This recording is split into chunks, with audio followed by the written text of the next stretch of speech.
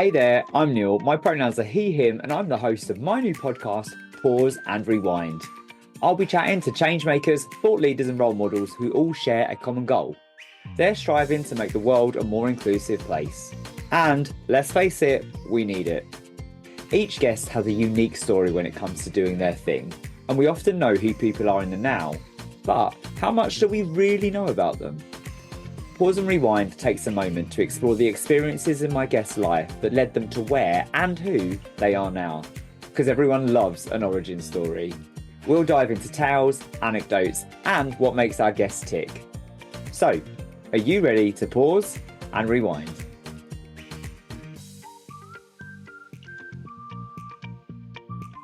Hey there, and welcome to this episode of Pause and Rewind. I don't know about you, but I have no idea how it's nearly mid-March already. Trying to keep on top of life at the moment is crazy because it's flying by so fast. And with all the shit that's going on out there, yeah, it just feels a little bit relentless. But I hope that you are looking after yourself. This conversation is a brilliant one. I am chatting to the incredible Paula Harrowing. These days, Paula is the co-host of Outsiders Talk alongside Spencer Cooper. Outsiders Talk is dedicated to intergenerational conversations and what it's like to feel like an outsider, something that's really common within the LGBTQ plus community. But back in the day, Paula was and still is queer clubland royalty. As a club promoter, host, Paula was behind the driving force behind so many incredible queer nights on the scene in London and around the capital, particularly for queer women.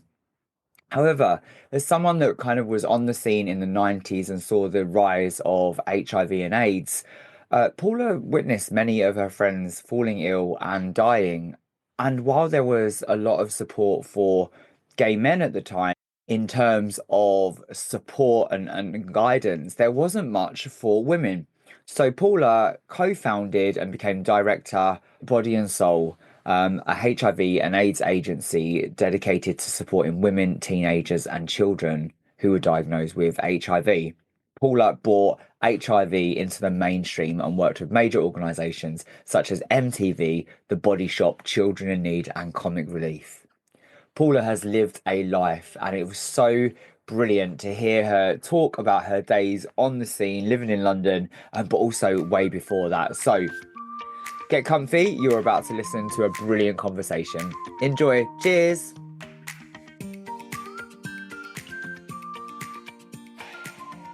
Hey Paula, welcome to Pause and Rewind. It's so good to see you. I know, it's lovely to see you too.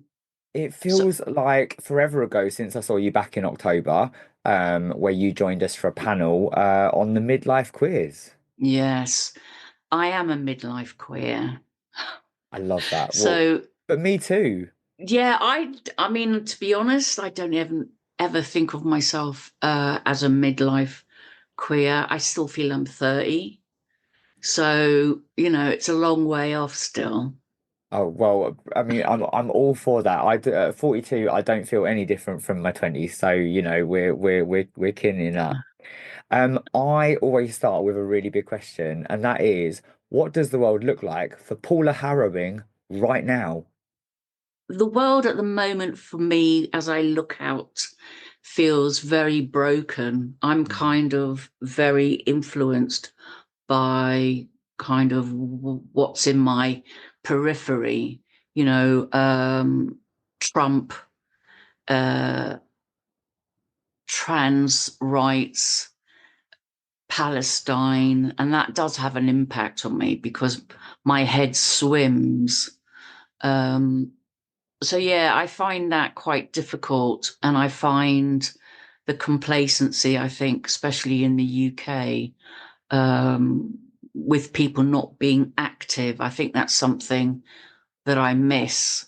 I don't feel we're as active enough, political enough. And I'm also really anxious that's what's happening with Trump will seep across the waters. So, yeah, just a bit of that.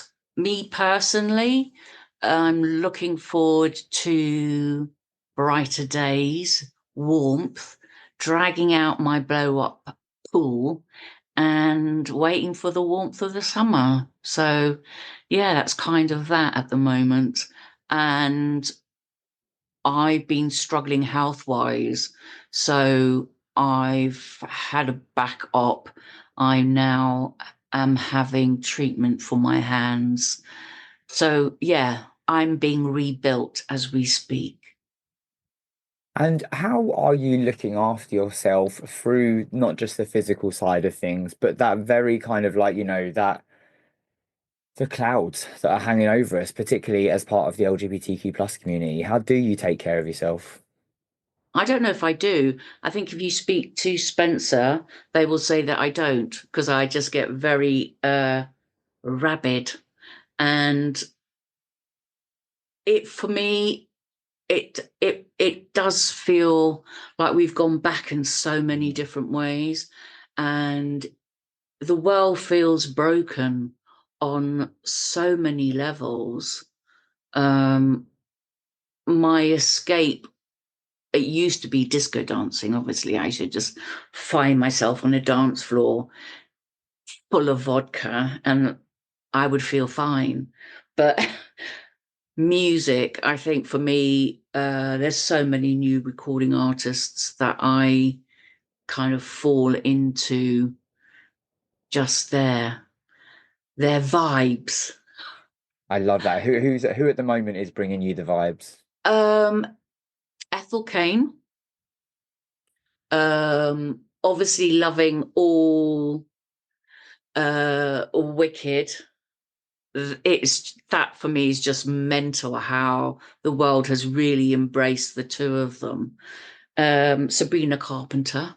Love. So yeah, it's a little bit of. I was even listening to Zayn Malik the other day. Just I'd forgotten what a rich voice he had, rich and smooth. Yeah, he's got a gorgeous voice. Are you a fan of Dolce? Yes. Oh, hot as hell. Hot as hell. Hot She as hell. she is killing it. Yeah. I mean, Yeah. it's again, it's really, I mean, I think with the loss of Jill Scott, um, just, and also my housemate is a really old friend from my 20s. And she used to work at WKD in Camden, which was a hub for British Black kind of soul music, and just kind of going, oh my God, Misha Paris. There's like loads of artists that I think UK artists that for some reason we've kind of forgotten. So yeah, it's uh all of that. And then you've got a trailblazer like her who comes along and just rips it all to shreds. It's just Yeah. amazing. It's cool, isn't it? You've said about the dance floor, you've said about your love of music, and it would be a massive miss to talk about your love of the scene back in the day. The scene saved me on so many different levels. In the early 90s, I was working with a club promoter called Wayne Shires, who did Bar Industria, and then he went and did like huge events, Muscle, I think Macho Sluts, just everything. And through him, I learnt a lot in terms of being a club promoter. But my passion and my heart were really lost at Queer Nation, which was a small club underneath, which is now Apple, hideous. Um, it was like little turreted rooms underneath, and it was rich. It was a Sunday night with a 10:30 drinking license, so all beer had to be gone by 10:30, and we would shut. Maybe we could push it just past midnight. But the people who came there were regulars. It was like a family gathering, and we would wait till everybody was in. There would be a certain track that would be played and we'd all hit the dance floor together. It was genius. And Patrick Lilly, who was the promoter, brought in some of New York's finest DJs, Frankie Knuckles, Marshall Jefferson. For me, watching that history, Mm, that queer dance history, Barbara Tucker, yeah. Barbara Tucker for me, when I started to do HIV work, because she was coming in and out of the UK so much at the time and performing at Queer Nation, she was one of the first women I approached to support women living with HIV in the UK. And she did without even thinking about it, which wasn't necessarily the case for a majority of people in the UK at the time. Yeah, so it gave me my chosen family, Yeah. and it gave me chaos and uh calm, all in both ends of the spectrum. That's so beautiful. And obviously, I've heard you speak before, and I really love how you blended your love and passion for nightlife. And as you've just said, merged it with the work that you did with HIV and AIDS, supporting women, teenagers, children, and families. Do you think that that would be possible with the scene and what we're seeing now? No, no, not on so many levels. I was thinking about that today in preparation for speaking to you, setting up Body and Soul in 92, and what we did and how we did it could never be done now. I worked for 2 years not being paid, 6-day week, 12 hours work day, then visiting people in hospital. So, and then also people giving their time to us for free. Um, Anita and Gordon Roddick paid for the building that we moved into as in rent. We had Helena Kennedy, who came in, who is now bigwig in barrister land. She came in and did some pro bono work for us. So all of that, people did stuff for free. And the whole club thing and that solidarity, the only thing that's kind of come close to that time would be something like COVID. But Mm, COVID obviously comes with a very different base. Yes, there were people dying. I think when COVID first started, it kind of freaked me out a bit because it reminded me so much of the time when people were dying really, really quickly. Um, so I think there was a strength in the fact that, you know, queers, we've been through a lot in terms of our history. And I think we're stronger than we think we are, for one. Um, I don't think in today's day and age, there is that resilience, there is that unity. I think as a community, we're quite fragmented. mm, Um, so I don't know. I definitely, in terms of setting up the charity, it wouldn't happen now. yeah. And also, we worked with Elton John when Elton John was setting up, and comic relief. These were all going into areas where HIV and AIDS was not being talked about, and certainly not being talked about in relation to women and children and UK-based infection. So all of that, and then me running around mayhem, disco free, with all me lovely gay boys, just it, yeah, different time, a different feel of solidarity. Yeah. Um, and also, a whole herd of lesbians who gave their time and support and love, which again, I think, now, um,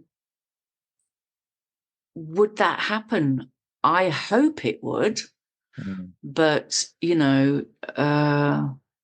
misogyny within our community is Yeah. still rife, as is racism, transphobia, which for me is all just sounds really shocking Yeah. because I'd all thought we'd moved on a bit. It is wild how rife it is actually within the community and tap into misogyny. It wasn't so long ago that I had a birthday party at one of the more established Soho pubs. And I have a lot of female friends.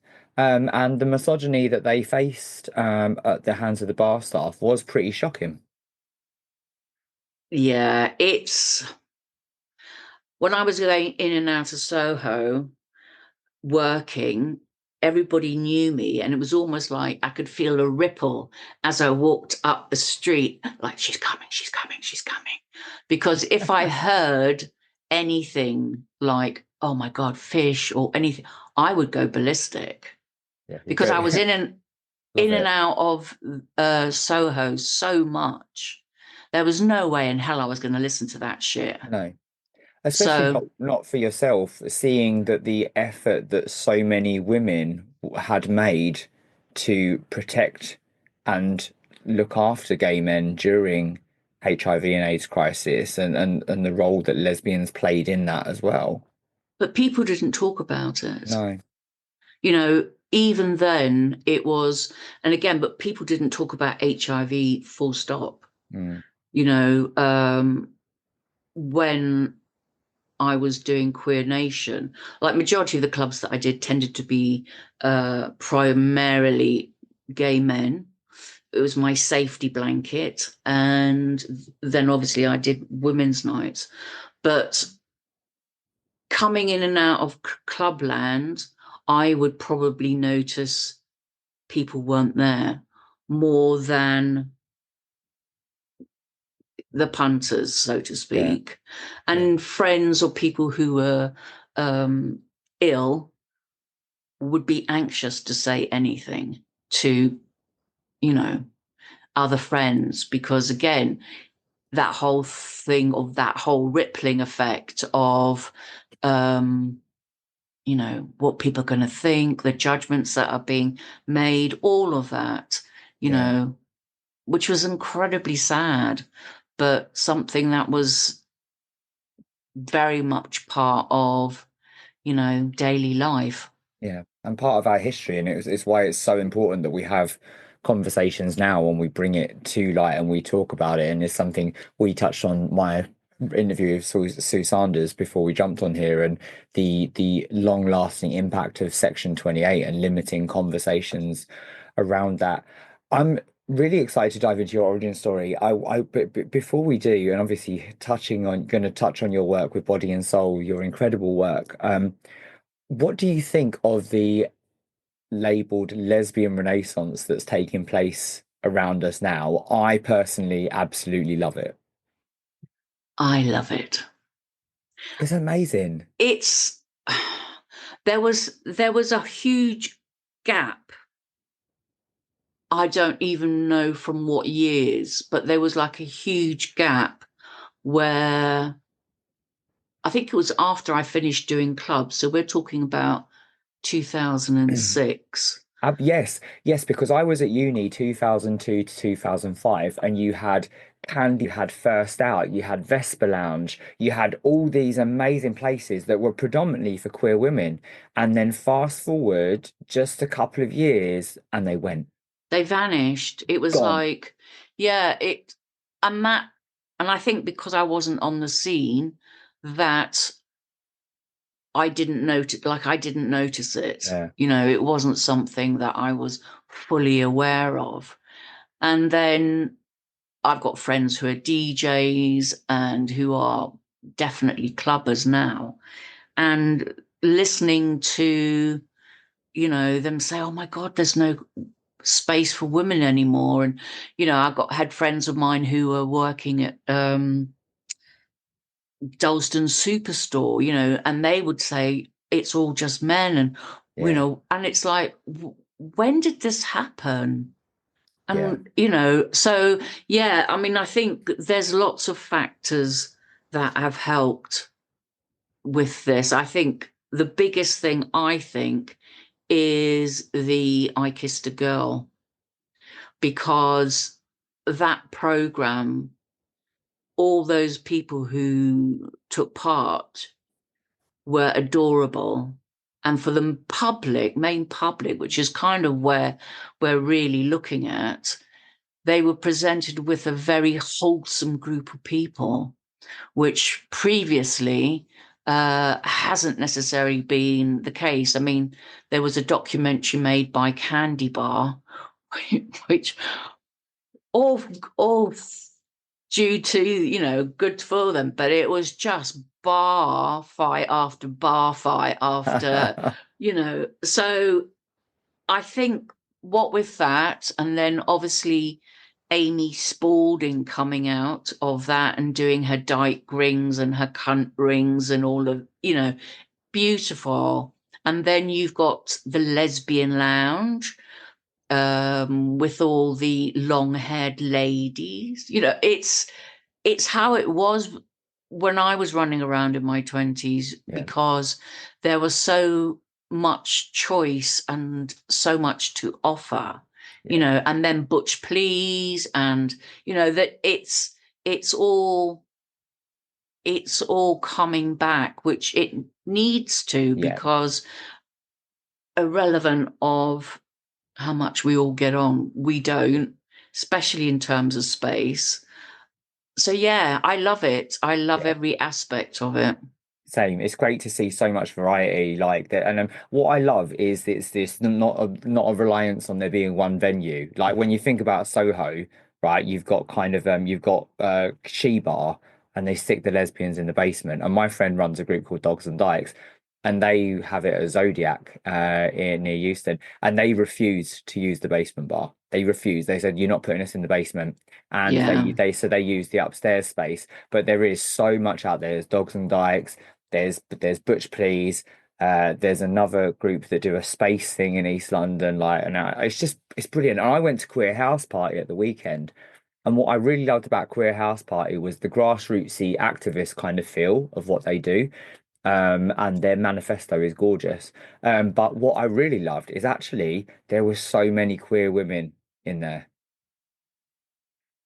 That's good. To have Yeah, that mix is yeah, really important, yeah. because there's a different energy straight away. For sure, for sure. Shout out to Queer House Party because they've just celebrated their Yeah. fifth birthday, and what they do is brilliant. Paula, I'm so thrilled to be spending this time with you and to dive into your origin story. Are you ready to pause and rewind? Yes, I've noticed I'm getting darker and darker as well as I drift off into the night. Back into those Back into memories. the, yes. Here we go. Here we go.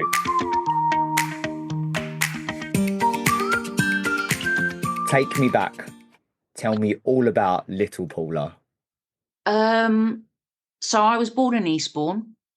My dad was from a big working class family, from Eastbourne as well. And my mother was born in Burma.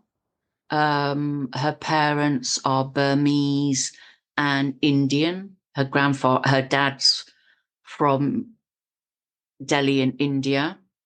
And my parents met in East Africa, um, after the war, when obviously they were moving families. Initially, my mum's family were in Burma, and then the Japanese invaded and they legged it, and went into Delhi to wait, basically. And once the war was over, then the families all dispersed in different parts of the world. And my mum chose East Africa, I think because her younger brother was going. And then my dad, because he's from a big working class family, he always wanted to fly, basically. So he ended up joining Air Force, and he was posted in East Africa. So the two of them met and fell in love, didn't necessarily want to marry, but my mum was pregnant. So she always, throughout my entire life, let me know my dad wasn't her choice. She had to marry. But my first memories, really, as from a kid, was being in East Africa. Um, I loved, I loved our kind of ramshack house. My dad was away quite a lot of the time because obviously he was flying. So um, just that, it's a very different lifestyle, very different feeling. Going on safari with my aunt, who I then found out she was actually my grandmother, which was my dad's sister, but not. So she was from Eastbourne, and she would come over with her beautiful bouffant, like crispy white hair, and her Jaeger suits. And we would go on this sort of like rickety old boat across literally crocodile infested waters, where the guy would be like bailing at the same time as he was paddling, and sleeping in tents, which during the night a pride of lions had come into, and a pet. When I say pet, basically it was a rescue rhino. They chased the rhino round the tents, bringing the tents crashing down, and amazing adventures. So for me, that was almost like going to Burgess Park for a walk. It was that kind of easiness of it. And then my parents, I had my sister was born, and my parents split up. And I remember this, one of my very few like little memories was being brought into the front room by my parents and being asked who did I want to live with. And I was at this point just 5. Mm. So my mum and I never got on, even at that age. But the thought of living with my dad, who I hardly saw because he was always flying, I chose my mum, which obviously was a huge mistake. But yes, those memories then were of me going back and forth to boarding school. So flying from Nairobi to the UK with a little signpost round my neck saying unaccompanied traveller, and popped on a flight. I don't know if they would do that now. At the age of No. 5, being sent off to boarding school, which in itself was another adventure because, as oh God, just how old I am. Our bedroom there was no central heating, and we had one of the, God, I sound like I'm Victorian. Not at all. We had this kind of like metal chimney which was kind of like a heater, and we'd all stand around with our little hands and feet trying to keep warm. And then when matron had gone to bed, we'd all jump out and they'd climb out the windows, up the fire escape, and sit on the rooftop looking at the stars. But over the course of time, I ended up with massive chilblains all over my feet. So, those sort of memories for me, I loved, bathing once a week in a massive bathroom with about 6 baths in there. And you would have to wait your turns to get into the bath. So the first people in were, I think, older girls, and then us little uns we were the last. So at which point it was like sludge, Phil. It was gross. Hence, I don't really bath now. I shower. Fair. That's fair. I mean, those are some cracking memories, but mixed in with some quite tough ones as well. Particularly, having been through a parent, having been a child of split up parents and having to make those calls at a young age about who you want to live with without knowing what's to come and having the maturity of that. That's quite tough. What did you think about what was your sense of the world and the sense of yourself at that time? It sounds like you've got quite strong memories. Do you remember how you felt about the world? There's not so much memories as kind of feelings. Mm, It was there was a lot that felt that was unfair, that was unequal. yeah, Um, Obviously, living in East Africa, we had a black chef and a black nanny, and there were certain parameters within that that was acceptable in the house, so to speak. And I, as a kid, would go out and go to, her name was Regina's little house where her kids were. And we would all sit around the pot cooking. I'd have mealie pop. I'd be like, enjoying life. And my mum would be infuriated because I was embarrassing her. This little white kid sitting in, you know, a servant's quarters, which wasn't, the done thing. So for me at a very early age, that kind of not being equal, mm, um, prejudice, definitely bits around class. My mum spoke very well, which she kind of beat into both my sister and myself, whereas my dad's from Eastbourne, mm, and he certainly wasn't um, of posh descent. It's just all of that. It was very hard because my mum would often throw out that, she married my dad who was beneath her. But I yeah, idolized my dad, so that was fuck off. But yeah, so it was an interesting kind of start for me, I think. And yeah, also just being in boarding school. So I was in boarding school from 5 to 7 in the UK. And then when my mum moved down from East Africa, they divorced. She went into Zimbabwe, which then was Rhodesia, and ended up in South Africa. So I was then put into boarding school again from the age of 7 to 10.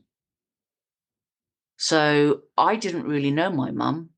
yeah, That kind of relationship we had was based around, school holidays. yeah, So, and the biggest thrill would be if I went to see my dad in Nairobi because he was still there, or if I was really lucky, go and stay with my aunt, which was his sister but mother in Eastbourne. So, that was it. My mum would palm me off to various different families. I remember living with different families as well. I have no idea why or for how long. So yeah, just that. It was very much a survival course. yeah. And I guess a lot of independence that come from the boarding school experience as well. And my love Um, of women. love of well here. Um, was it a grateful feeling when your mum did ship you off somewhere else? Because it sounds like it Yes. was quite right, yeah, yeah. And do My you mum was quite abusive. So okay, um in every respect of that word, in so much as verbally, obviously telling me that, she married beneath her, it was all my fault, blah, blah, blah. And then she would have her favorite tools of, I was going to say torture. Not really, but she would, use a hairbrush, a wooden spoon, Right. a riding crop to, you know, educate us. Right. Yeah. Yeah. That word educate. I understand. Thank you for sharing. I know that it's not it's not an easy thing to reflect on. I imagine. How much of that experience do we see now? Because I see, and the Paula that I know, which hasn't been for long, but your reputation, your work, but just the way you show up in the world is someone who stands up for the marginalized and the oppressed, is someone that fights against systems, is someone that is probably quite rebellious in nature, as you said, a bit of fuck you towards that attitude of your dad was beneath her. Have you always been that way? Yes, Yeah, I have. I think it is survival. You right. know, obviously doing a podcast with Spencer, being an outsider, for me, I have reveled in Yeah. And because yeah, I there is no way in hell do I want to be seen as the norm, because I'm not. I don't, when my schoolmates were kind of going to Bay City Rollers or whatever, I was going to see the Sex Pistols and X-Ray Specs. So that was the difference between yeah, us, or going to see The Damned. All of that was just, and yeah, I didn't give a fuck. But at the same time, I was very aware of people around me who also didn't fit yeah, the criteria, and very aware of that being a difficulty for them. So being a little bit more receptive. yeah. I loved Outsiders and absolutely Outsiders Talk. I absolutely binged it, but the standout for me was your episode with Spencer and listening to the joy of your friendship. I'm so excited because Spencer, I'm actually there on the podcast tomorrow, so I've got you back to back, which is such a joy. But for anyone listening, tell us about Outsiders Talk. So Outsiders Talk basically stemmed from Spencer and my relationship. Mm, I was working for Opening Doors London, the biggest mistake of my life. Um, Spencer had contacted, this was again just before COVID really started to kick off. Spencer contacted me saying that they would like to do intergenerational conversations with a bunch of oldies from Opening Doors and with people from Love Queers. And I was like, oh my God, yes. I think at the time, that realization for me that life as a queer person has not changed. mm, The only thing that's changed is the use of language, the yeah, different words to identify, the prejudice, the stigma, the in-house fighting, all of that, sadly, is still there, still which the same. kind of breaks my heart. So Spencer came in and did the interviews. ODL didn't get it. Which just made me lol. Just like, oh my God, seriously.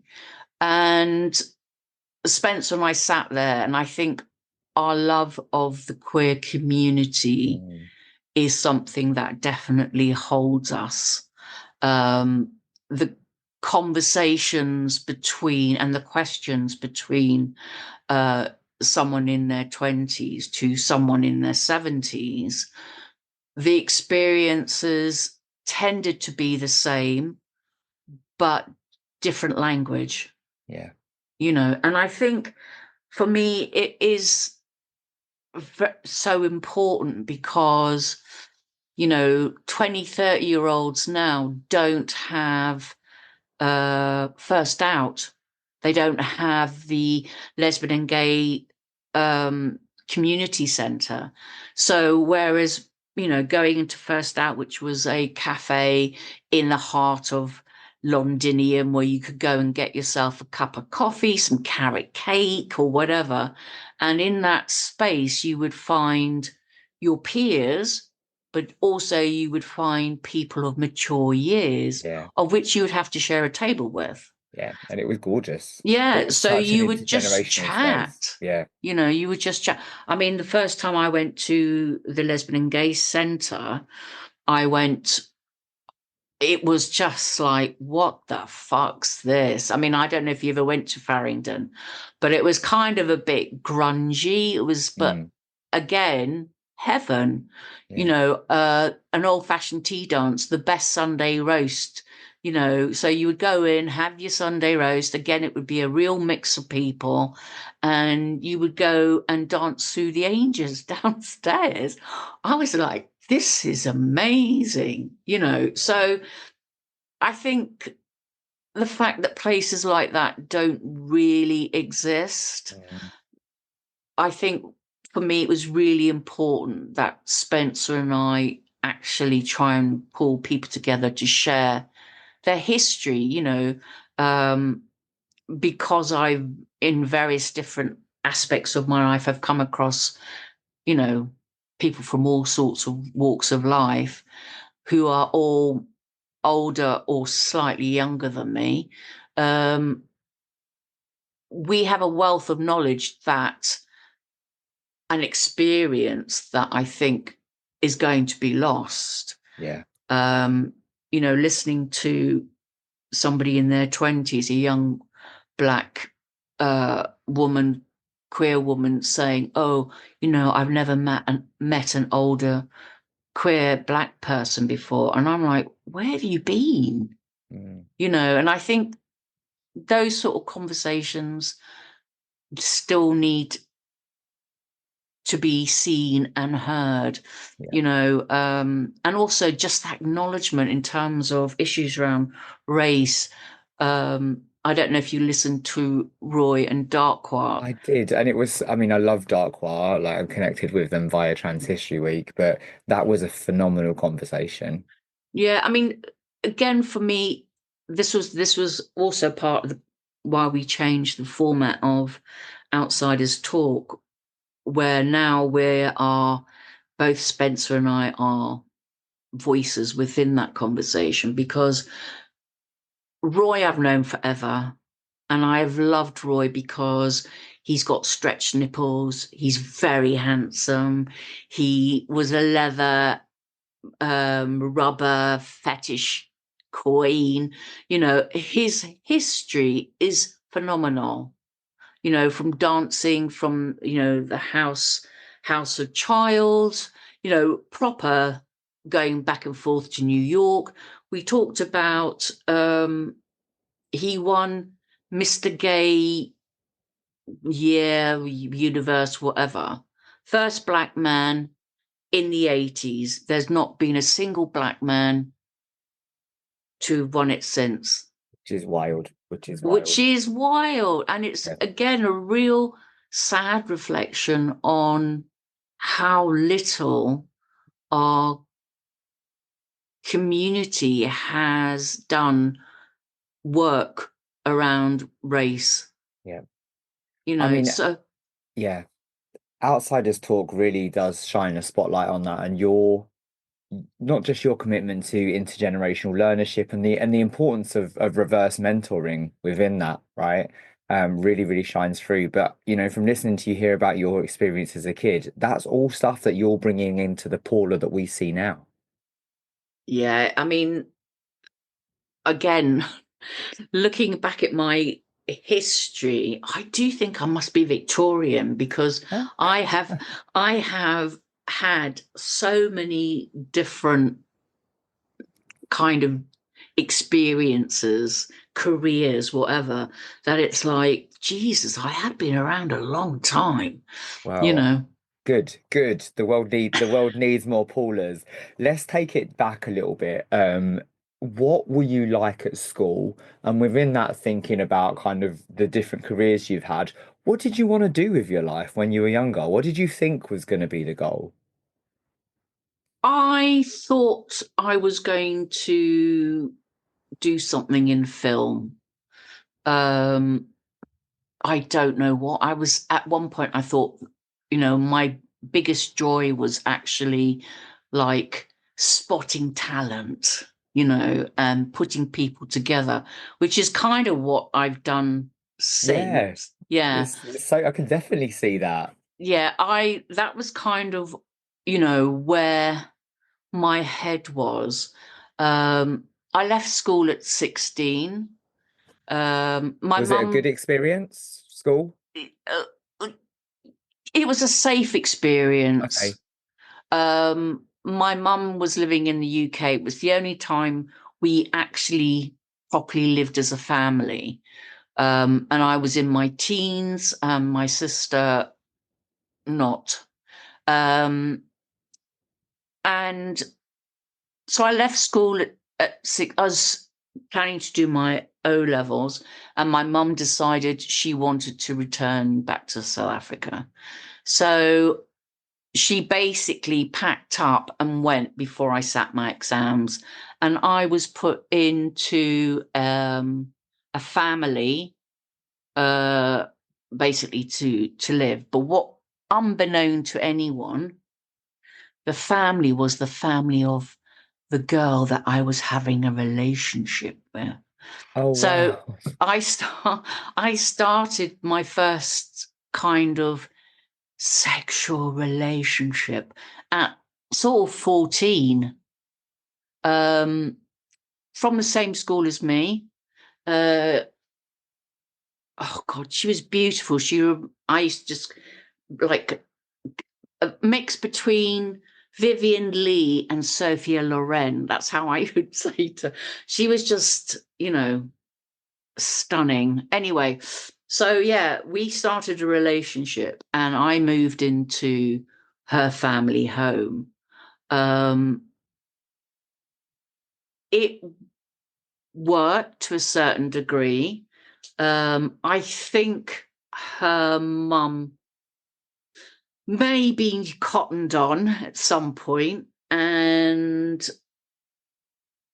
my girlfriend at the time, Catherine, just said, she had a massive argument with her mum over something which I wasn't privy to, and literally came into the bedroom and said, "Right, we're going to London."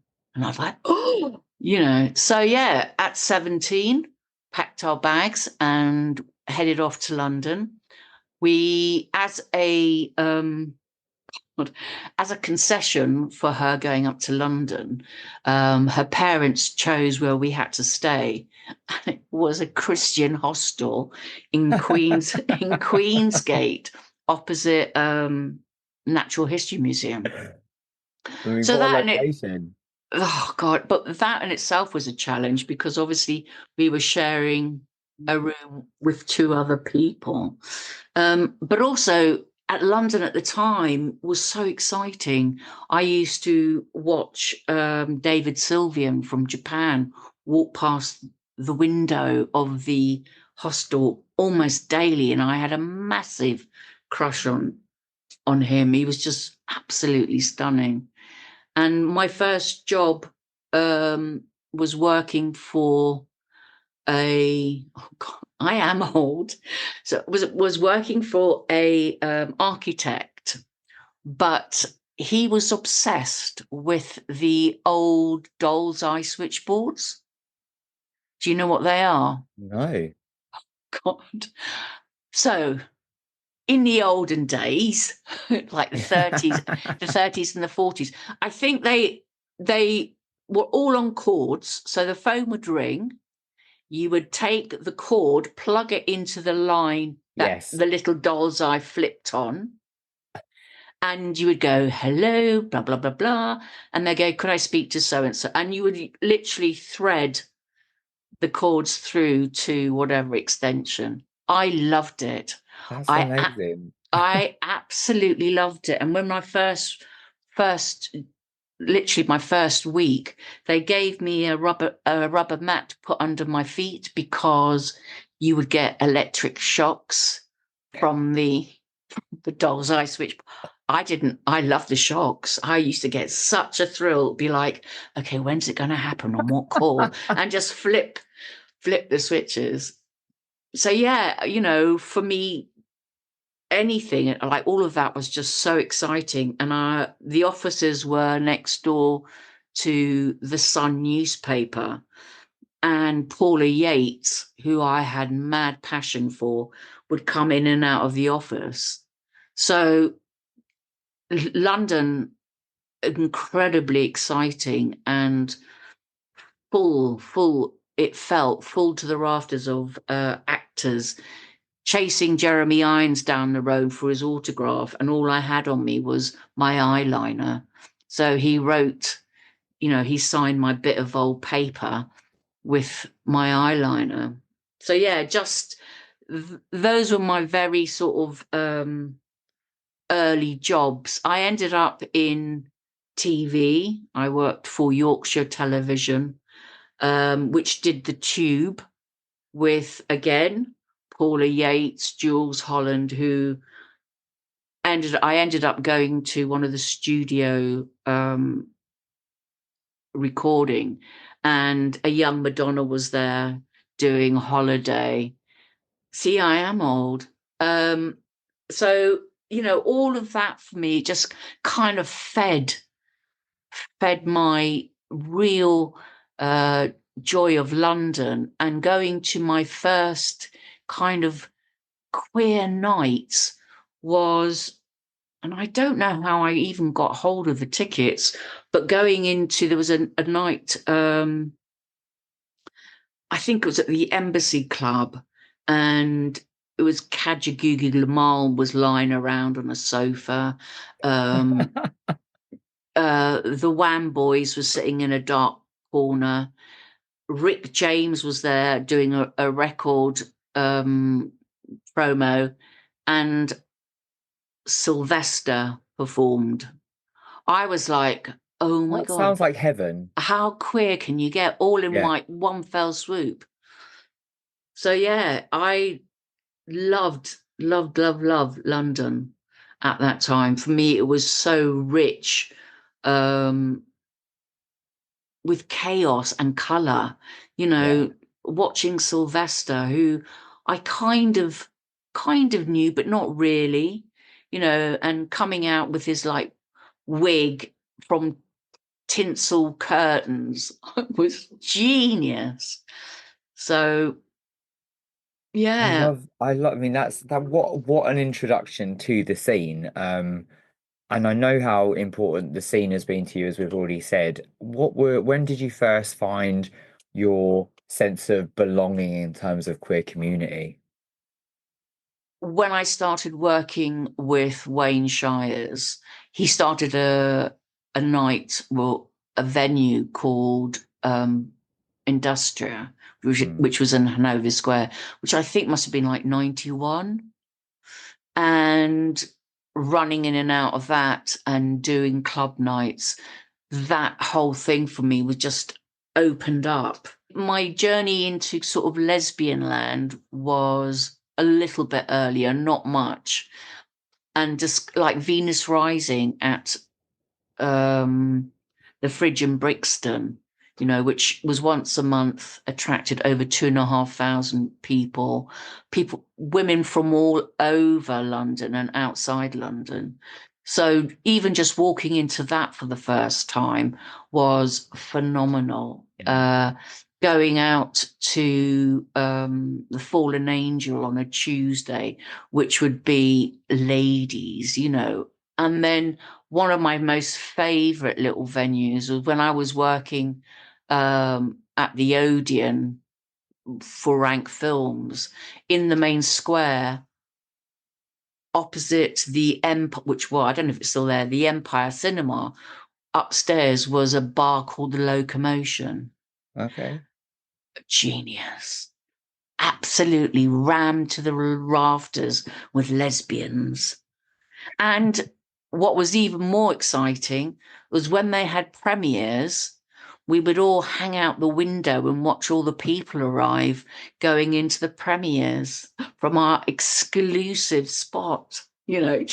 Just that. It was London at the time for me with all of that. It was so exciting. There was so much to be involved in. And that's not even touching on the politics Mm, that was running through, rock against racism. You had the poll tax riots. Um, I was very involved with anti-apartheid. So, and then obviously Clause 28. So if you weren't actually involved in something, you must have been dead. yeah. And it does feel like grassroots activism was so much more prevalent back then within the community. No, definitely, because it's all interlinked. Yeah, You for know, sure. it's when you look out now and you look at Palestine, for to not be drawn in and feel compelled to do something, for me is a huge question Yeah, because, and it's not to do with um, being anti-Jewish. It's the reality of it being something very different. yeah. And actually, I'm fed up with people saying, oh, I don't know, it's too complicated.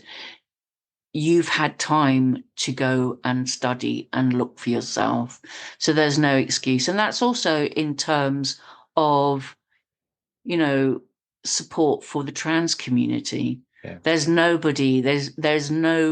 reason now for anybody to say they don't know, they don't understand. I agree. And I think that the world, it just feels very individualistic at the moment. People have lost a little bit, people have lost a hell of a lot of compassion, lack of moral compass. Um, and it just feels like people are unable to see the similarities and the plights of marginalized and oppressed people.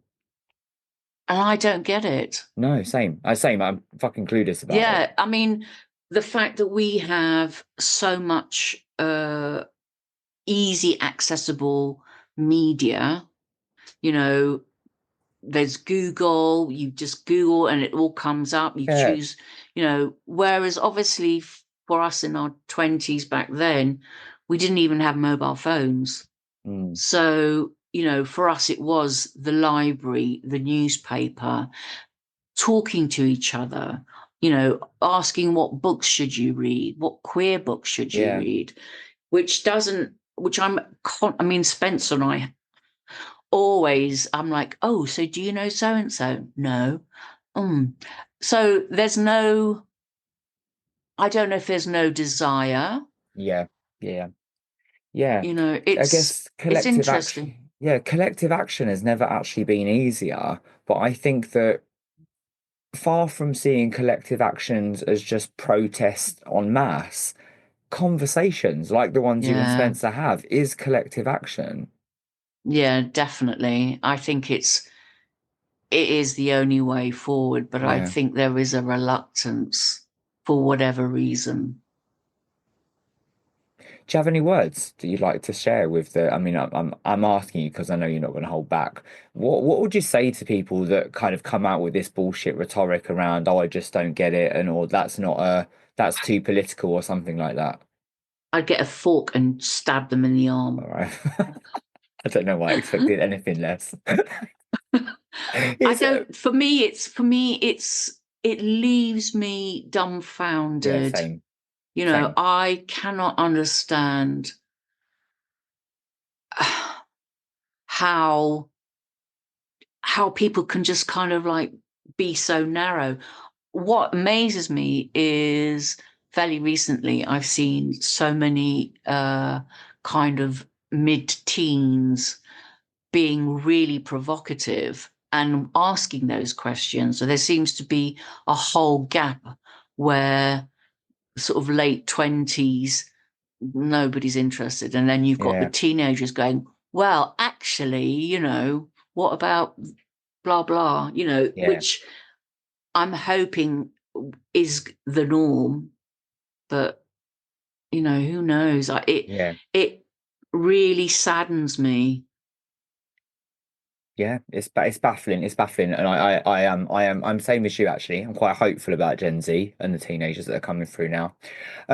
I just want to, before I ask you some questions, just to close this segment because we've got so much still to talk about. But what was the moment that you first found yourself supporting women and families with HIV and AIDS? How did that come about? me. So in 92, I mean, just for me, that whole thing with losing so many friends Mm, really quickly, uh, you know, people disappearing, just, it was, I was going to say phenomenal, but that's not the right word. It yeah. was overwhelming. And although people say, HIV affects everyone, blah, blah, blah. I hadn't actually thought of it properly. And I read an article on Tina Chow in Vanity Fair. Tina Chow was the it girl of the moment. She was married to Mr. Chow, the restaurateur in New York. I loved Tina Chow because she's just a beautiful model. And she became HIV positive. She had two sexual partners, her husband and the person she had an affair with. And her whole life just fell apart in so much as like her friends abandoned her. Um, the shame, it felt like there was no support for her. Made me really think about women per se, and then looking at services at the time in the UK for women and not seeing anything other than Positively Women, which was an agency that supported positive women only. So Mm, if you had a child who was negative, or say your mum wanted some support and information, she wasn't able to access the agency. So I started to do the easiest thing for me at the time to actually feel involved was to do fundraising for whatever charity I chose through clubs. And one night, this very cute little tiny girl came in rattling her little canister, and I had a red ribbon on, and she just sort of said, "So, is that a fashion statement or what?" And I was like, "Do you want to come in?" So, and she was the women's coordinator of the women's group at Body Positive in Earls Court. And for the first time, hate hospitals, I hate all of that. So I had to get over that really quickly. And for the mm, first time, I had to walk into Body Positive, and it smelt like a hospital, which for me, it just makes me recoil. But the biggest thing that kind of swept me up was the room full of amazing women and the cutest of kids, and the realization that obviously they're here because of HIV. And that for me was like a huge eye opener. It's like, how could I have been so stupid? Because this is what it is. This is, what HIV is. And I volunteered for them for part of Body Positive for a while. And the organization Body Positive was had its own issues. There were, again, one day a week was for women, the rest was all gay men. And I mm. would have to drag gay men out of the toilet because they were having sex. And I was shouting at them, going, this is here for support. If you want to go and have sex, find somewhere else. It's not in a support Yeah. environment. So there were lots of things like that kind of flagged up. But yeah, it was. the trivial kind of article in Vanity Fair that really pushed the buttons for me. And then going into my first support session and just going, Jesus, like, how could I have been so dumb? And it grew, and it was at a time where funding was a battle. Mhm. Majority of funders within the sector were, just because of the nature of the work, were gay men. And with issues of misogyny and race, funding became a huge battle. And I was like a target for a lot of gay men at the time. Yeah. So, yeah, it was all of that. But I think for me, it was the most glorious, glorious 10 years of my life in so many different ways.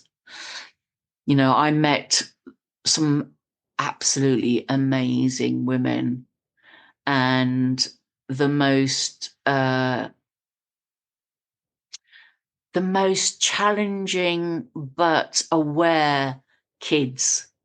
Yeah. Just their perception on the world, life, relationships, what's right and wrong, just without any social expectance, because they are still really young. There's no kind of pressure of what you can and can't say.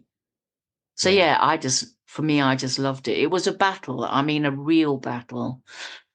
And as I said earlier, sadly, there's no way in hell that that could be done now.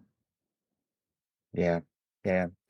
When you think back on Body and Soul and all the work you achieved, is there a standout moment for you where you recognize the impact that you were having?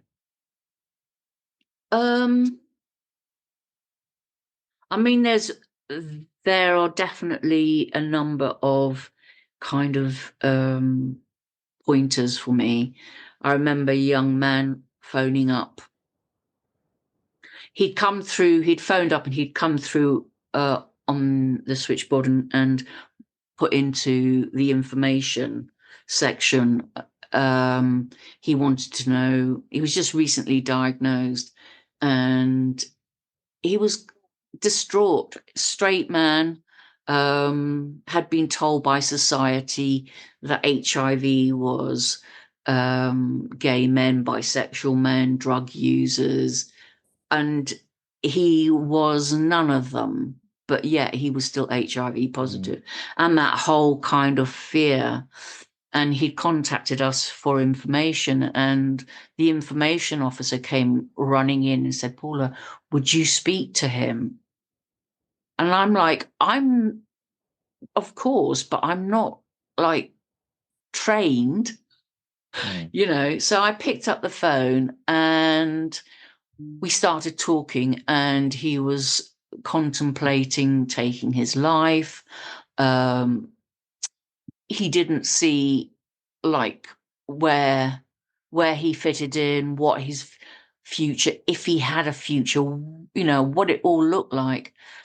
And I must have sat on the phone for about an hour, which normally 45 minutes, then you try and wind it down. But we ended up laughing and having a bit of a joke.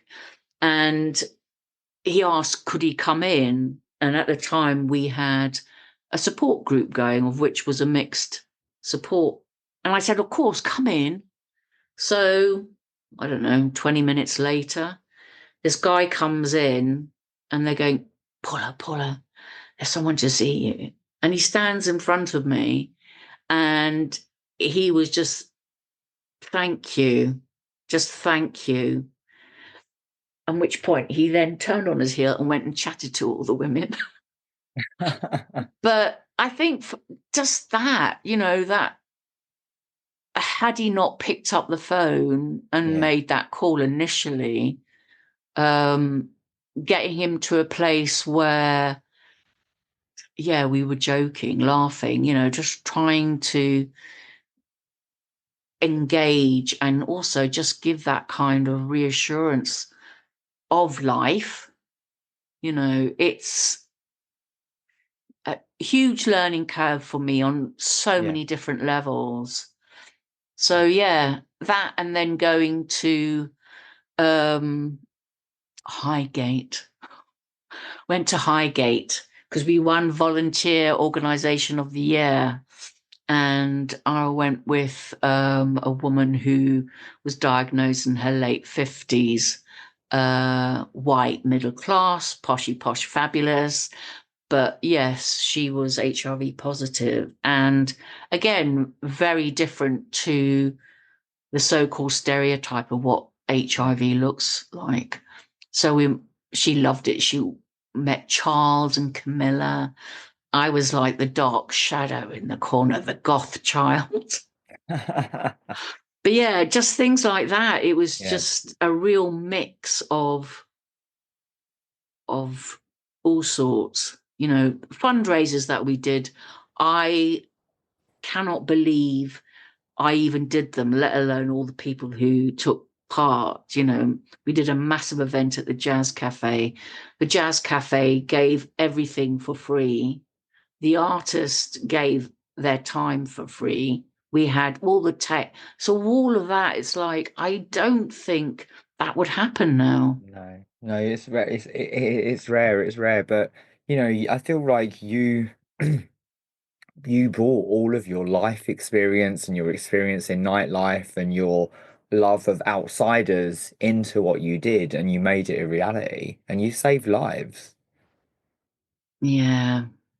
Yeah, But like I think there is, I'm not saying there's a toll, but there have been times where I've really wondered, for how long could I have done that job? yeah, yeah, I think even with the first year of me doing voluntary work, when we were still part of Body Positive, it'd come to World AIDS Day, and we were planning to do like a naming people, going through just first name only. And we sat there and we had got to about like 113. And I just burst into tears. I said, I yeah, can't do this. I said, what if we miss somebody out? yeah, You know, and we hadn't even halfway through it. yeah, So yeah, just things like that, that realization that this is so big. And, yeah, when we talk about women and children and families, they didn't have a gay community. They didn't have a no, community for support. They were very much alone. And the fear that information would seep back to their families, yeah, completely different to yeah. gay men. Well, thank God that they had you and the team around you. And Um, disco. and thank God for disco. Mm. I've got two more questions for you, for this segment. I'd love to hear about someone who has shaped you the most along the way. I don't think there's one person.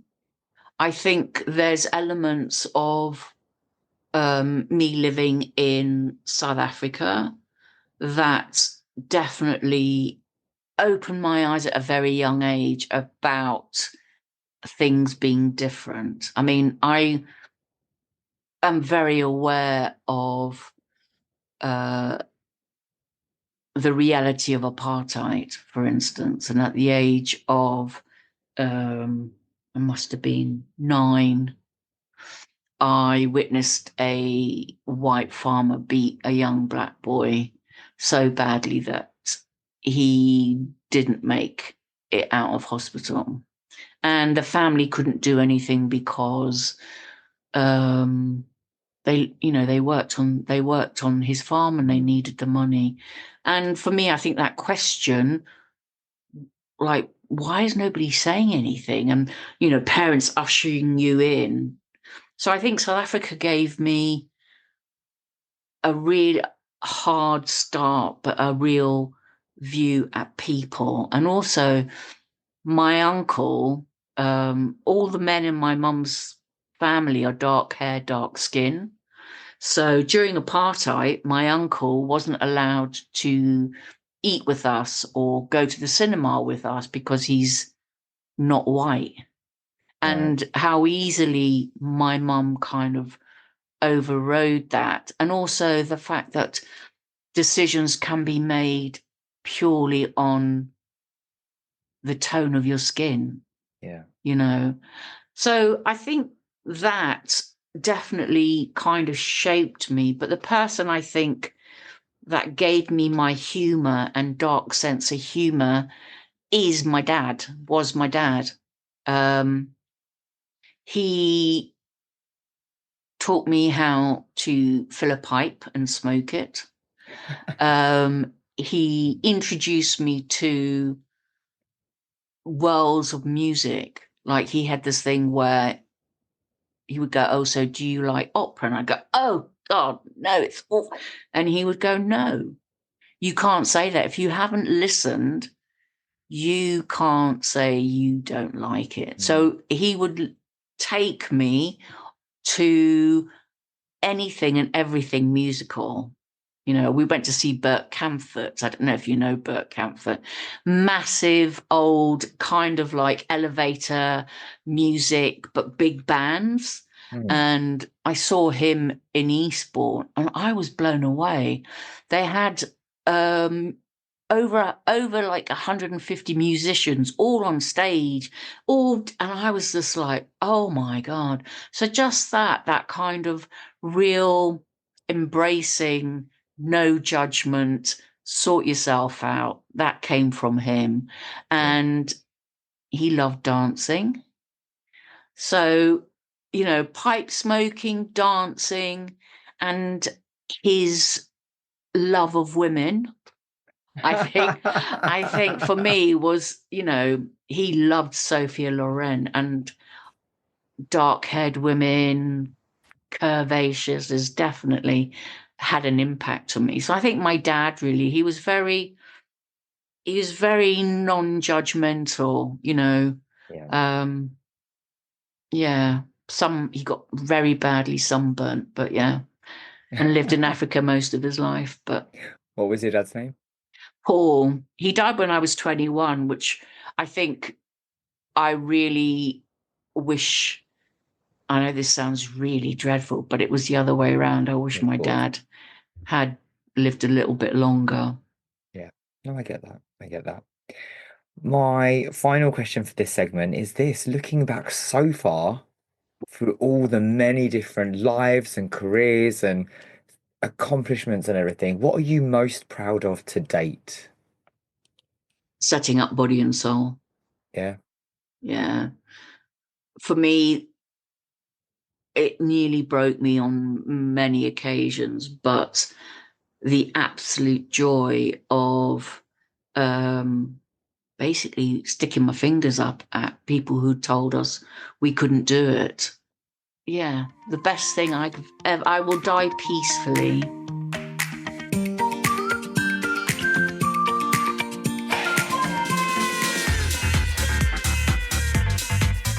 The House of Happiness is London's ultimate sober clubbing extravaganza. We're led and delivered but created for all, whether teetotal, sober curious, or just taking a booze snooze.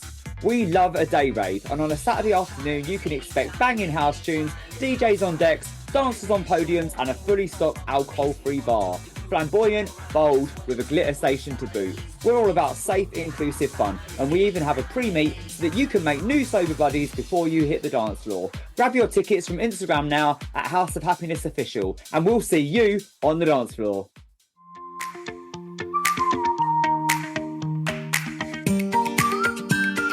Are you ready for some quick fire questions? Okay, yeah. What album, book, or movie has had a lasting impact on you? David Bowie, Young Americans. Amazing.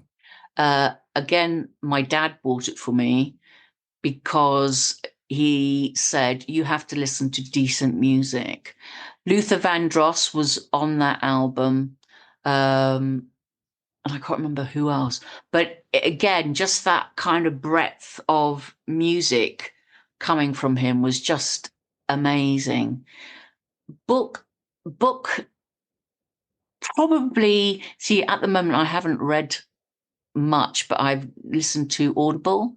Yep. And something that moved me quite recently was listening to Sinead O'Connor's autobiography and listening to her voice and her humor and her frustration.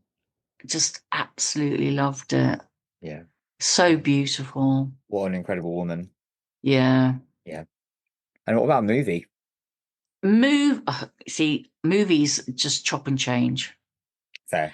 I mean, I it's so think that, hard to choose one. yeah, I mean, before I would say Taxi Driver with Jodie Foster, Ooh, good one. because again, I knew I was like her. Yeah.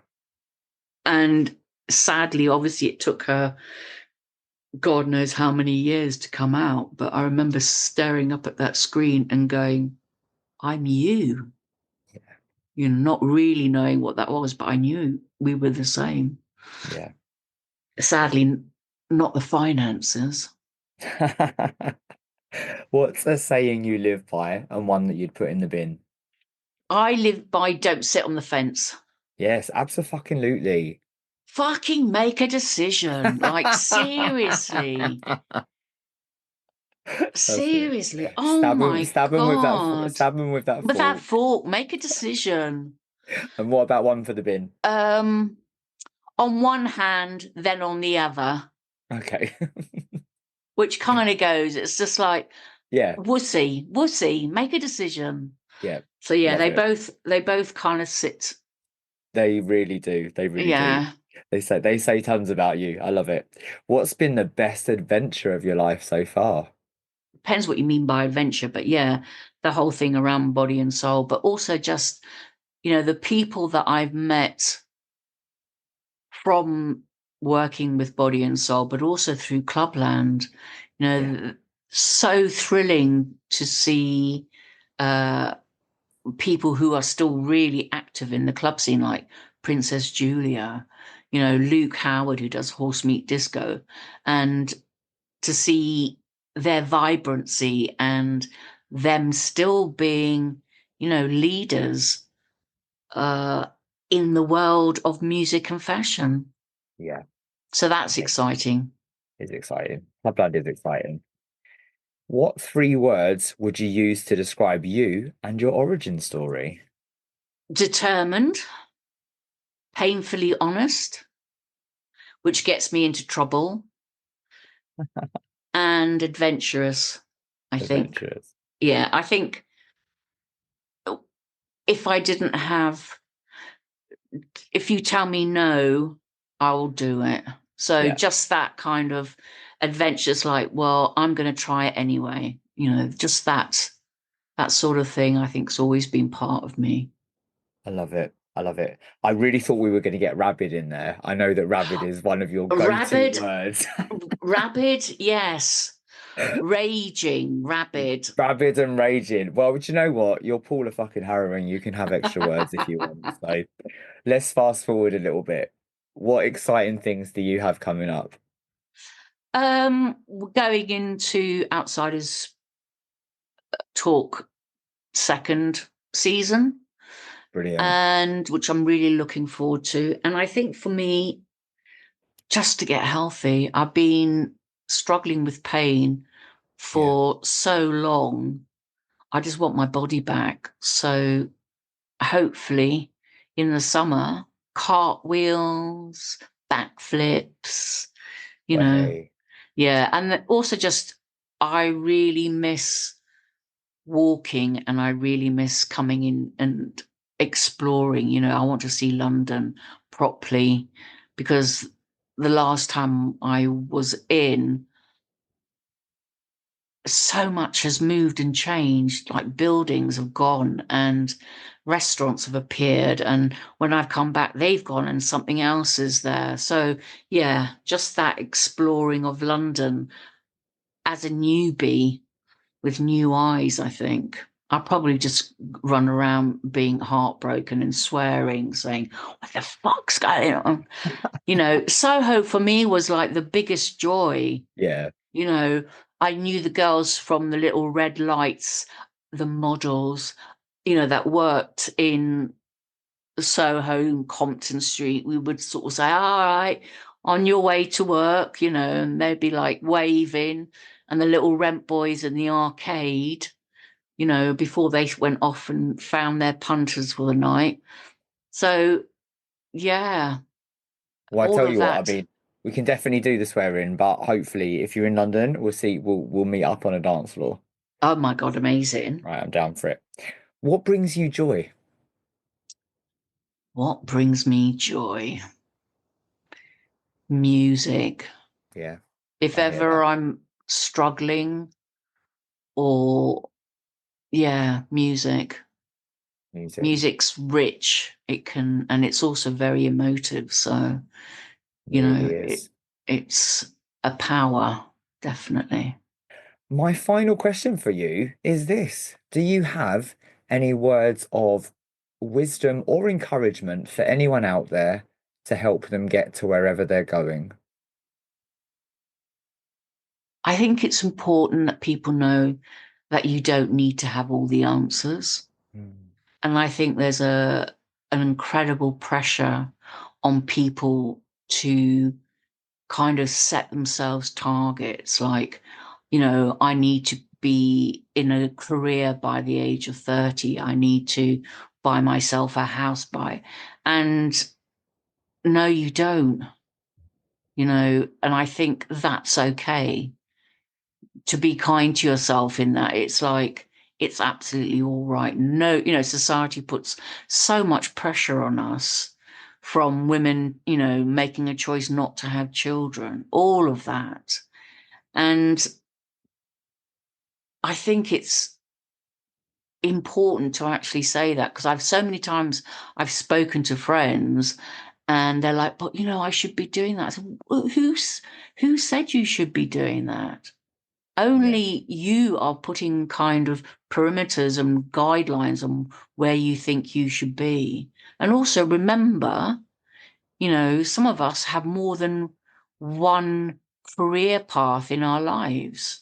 yeah. You know, I started out as a switchboard dolly girl going into, you know, film, then clubs, then, doing HIV. There's no way in hell I would have thought I would be doing adult. It felt very adult, whereas, Mm. I was like, girl, let's go, you know, only hours before. So, to embrace it, I think.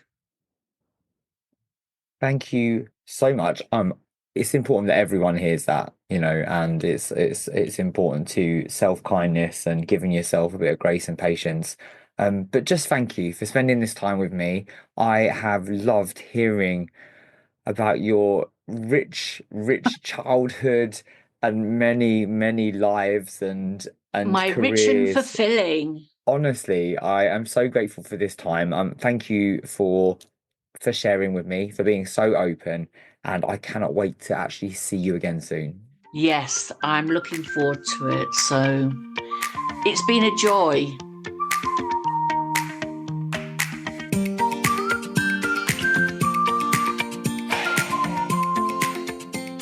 Well, I told you it was brilliant, and that did not disappoint. I hope that you really enjoyed that. I know that I did. Paula, thank you so much for being a guest on Pause and Rewind.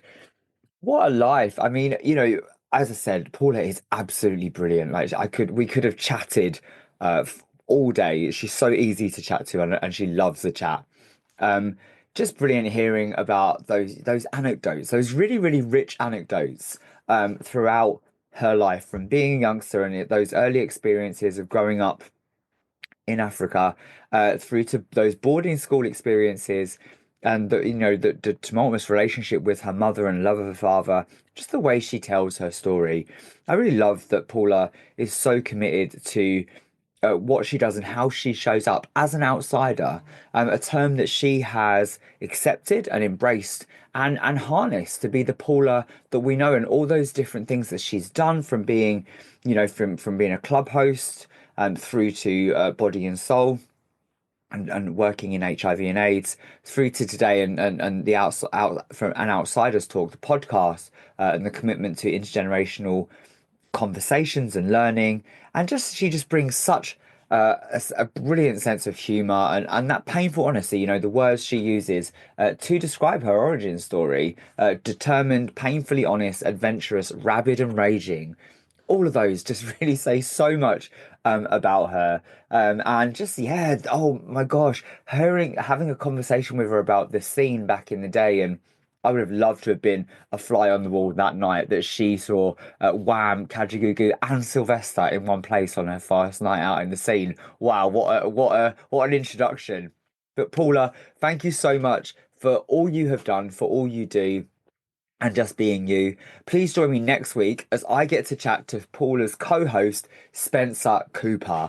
They have such a wicked relationship. It's amazing and just really speaks to what they do and say around the importance of intergenerational friendships and learning and, yeah, all of that. So thanks for listening. Please like, subscribe, share, please comment, and hopefully you'll join me again soon for more amazing conversations on Pause and Rewind. Cheers.